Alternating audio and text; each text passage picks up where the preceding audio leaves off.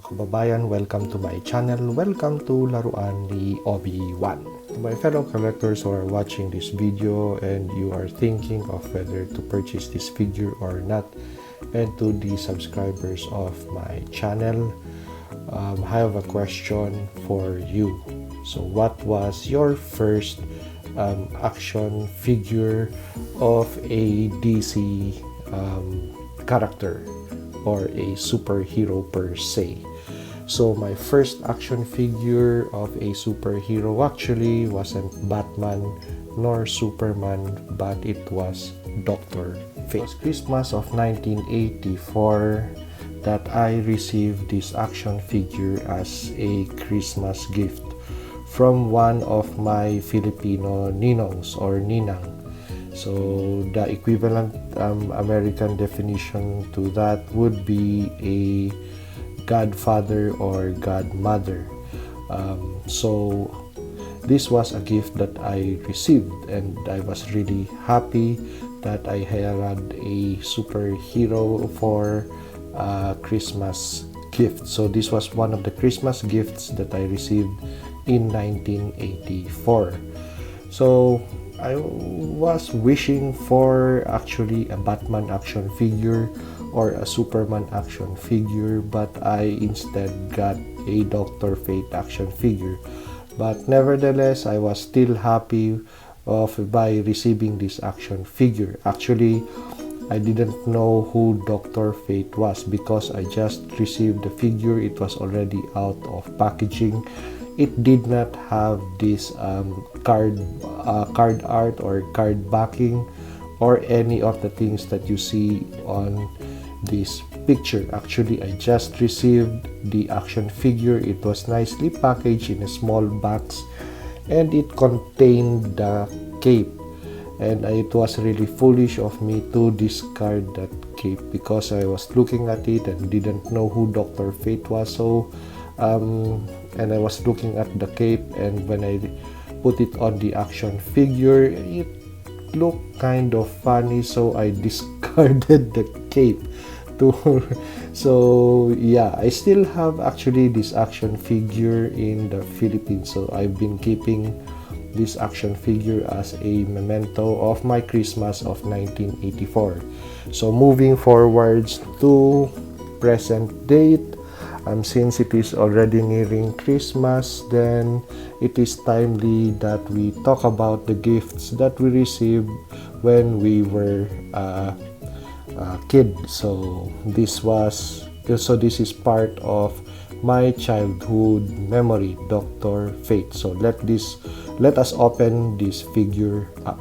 We have the Dr. Fate action figure out of packaging. So we have the figure here in its transparent packing material. On the back would be the flight stand. So any DC Universe action figure or character who has flight capability, Todd McFarlane would always include a transparent flight stand. We also have a card of Dr. Fate, the Injustice 2 version.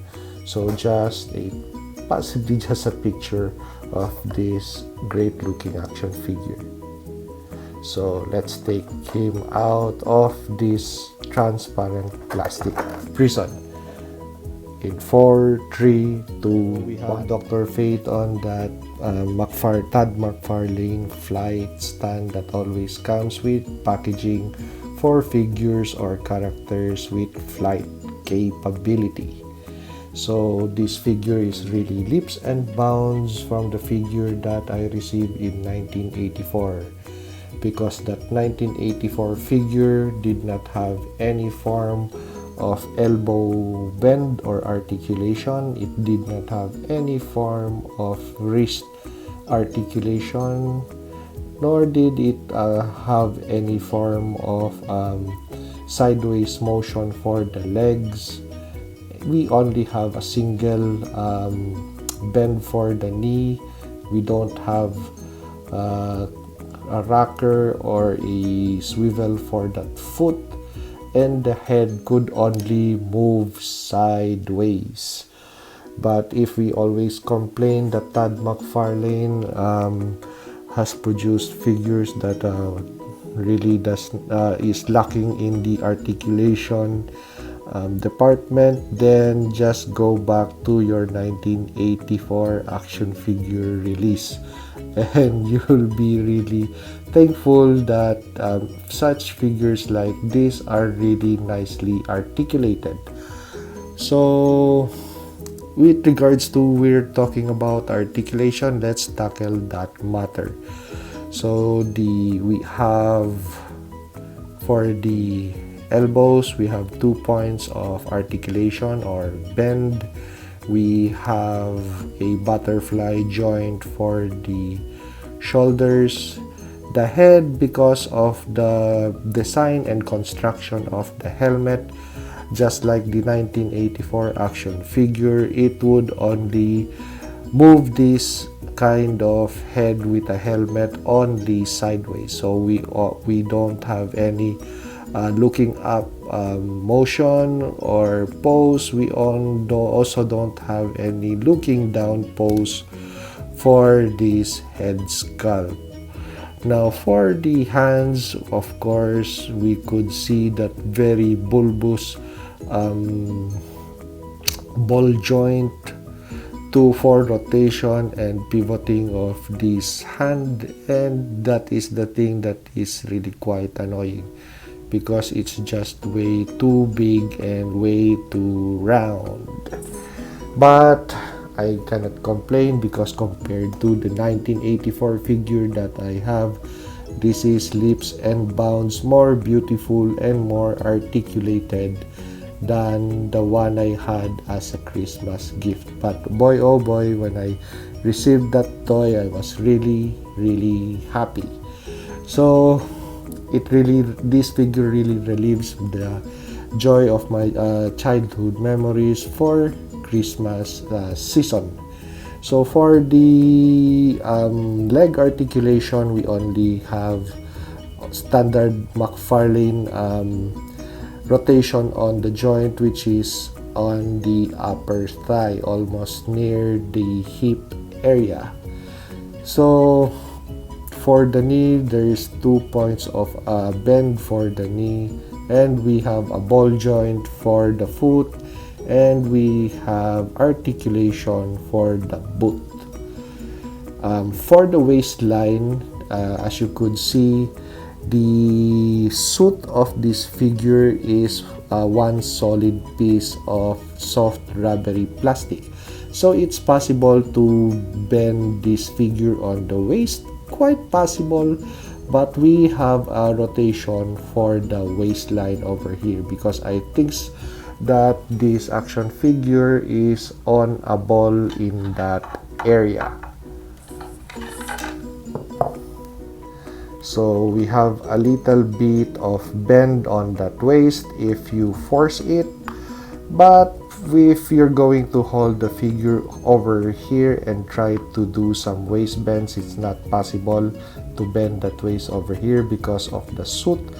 But we are glad to have a ball joint for the waistline of this figure. Just be holding on to this figure so we could look closely at the details that Todd McFarlane has put into this action figure.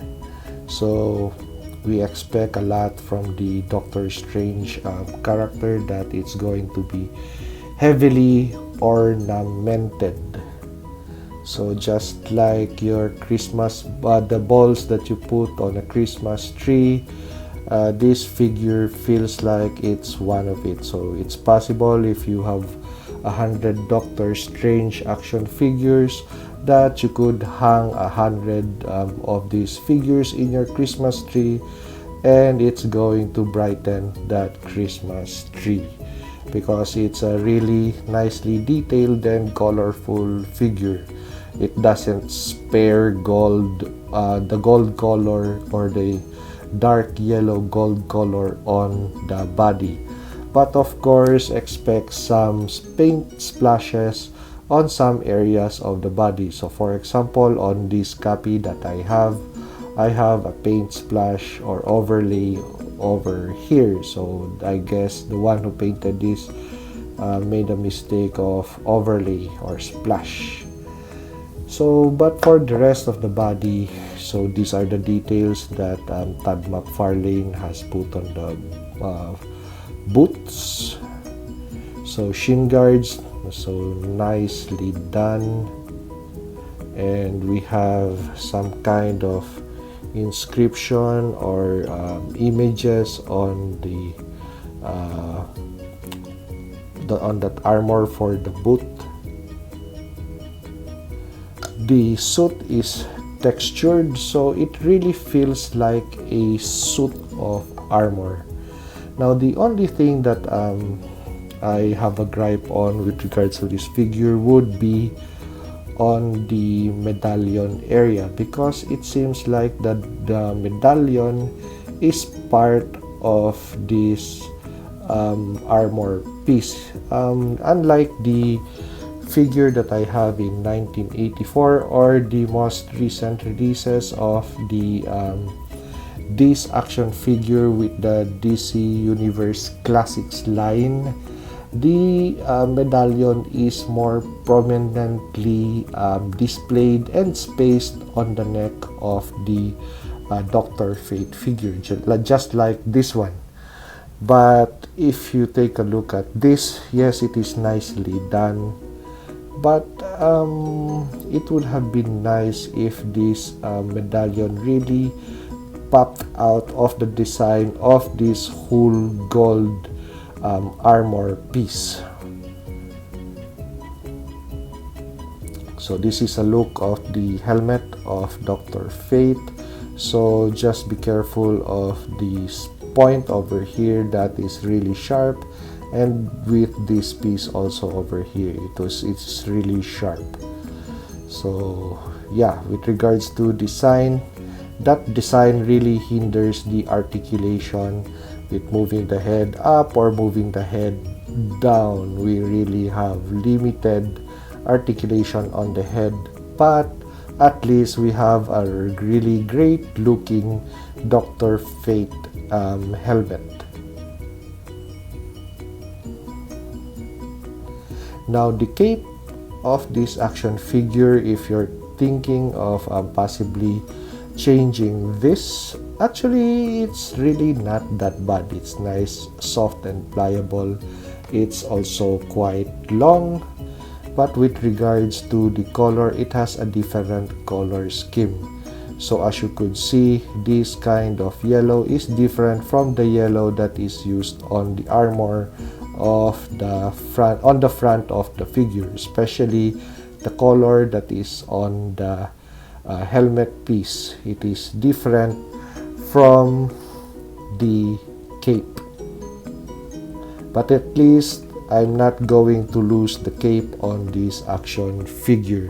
It is nicely strapped on or stays on this figure because it is molded onto this yellow armor piece. So it's going to be really hard to customize this, but if you really have to sculpt away if you want to take this cape out. So yeah, really nice looking action figure. Really, it really reminds me of the Dr. Fate figure that I had in the 80s and the joy that I had in playing that action figure, because that Dr. Fate action figure became a character for me. So of course I couldn't have a Batman figure, I couldn't have a Superman figure. If you want one, you have to work for one. So doing chores at home, then it would take for another year to really have that action figure if you want one. So that was the way it was back in the day. So that Dr. Fate action figure became a Superman for me, a Batman for me. And when it was in the Philippines, the Ultraman TV series came up because of the helmet, it kind of resembled an Ultraman action figure for me. So it was a jack of all trades superhero action figure that I have, and when you take a look at it right now, it is really nicely scuffed and played with, so it was really loved as a toy. So since I don't have it, at least I have this copy of Dr. Fate to remind me of my childhood, of that Christmas of 1984. So if you like this video, like, comment, and subscribe, and see you on the next action figure review.